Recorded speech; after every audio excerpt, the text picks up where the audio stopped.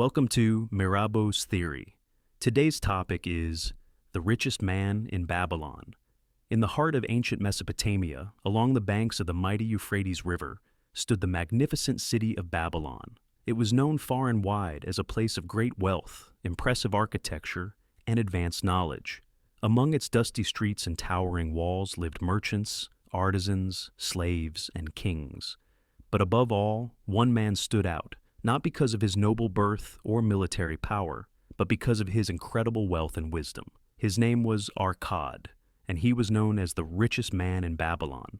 But Arkad wasn't always rich. He was born into poverty, the son of a humble scribe.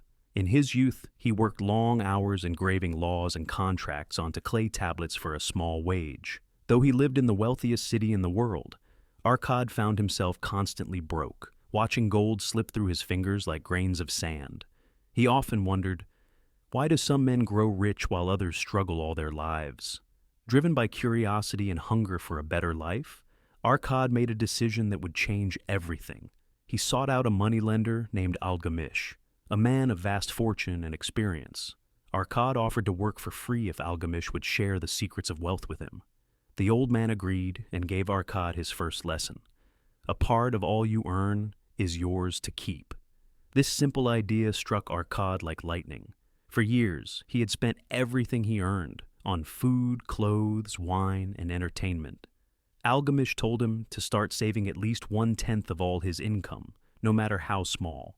Arkad followed this rule strictly. At first it was difficult, but over time he adjusted his lifestyle. Every month he set aside a portion of his earnings. Soon, Arkad had saved enough to invest. But his first investment failed. He gave his gold to a brickmaker who promised to buy jewels from a faraway land. The brickmaker was deceived, and Arkad lost everything. When he confessed his failure to Algamish, the old man only smiled and said, "You trusted a brickmaker to buy jewels? Would you ask a butcher about the stars?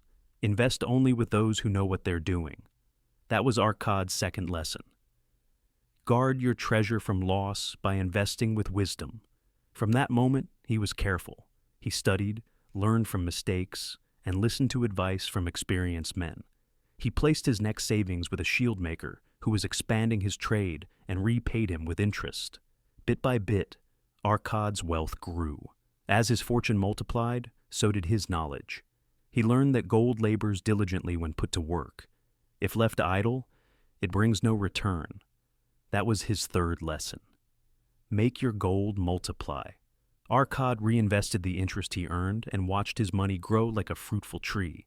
Years passed. Arkad became wealthy, not through magic, luck, or inheritance, but through discipline, knowledge, and time.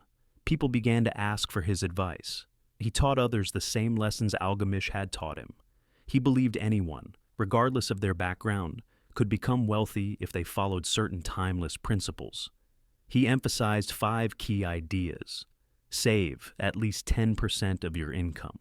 Control your spending. Make your money work for you. Guard your investments. And continually improve your ability to earn.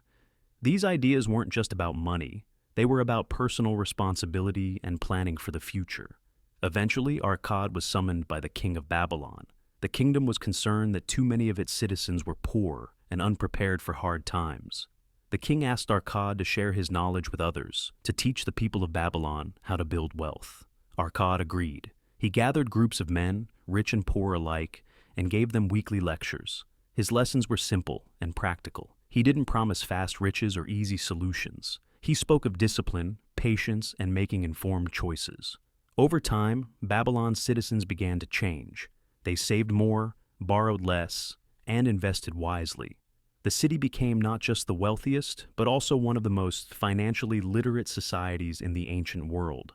What made Arkad different was not just that he had gold, it was that he understood gold. He respected it, managed it wisely, and taught others to do the same. His story is more than a tale of money. It's a lesson in character, a reminder that real wealth comes not from luck or privilege, but from knowledge, action, and persistence. Even today, thousands of years later, the principles Arkad taught are still relevant.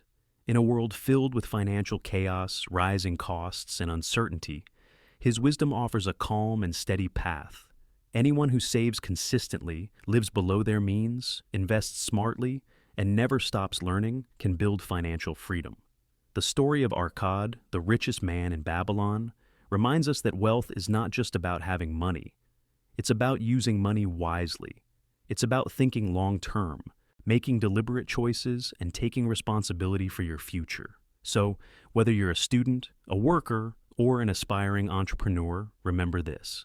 Start by saving just a little, spend wisely, and let your money work for you. Like Arkad, your journey to wealth may begin small, but with patience and discipline, it can grow beyond your dreams. Thanks for watching Mirabo's Theory. If you enjoyed this story and want more practical wisdom from history and finance, don't forget to like, subscribe, and share this video with your friends. Until next time, may your gold multiply and your knowledge grow.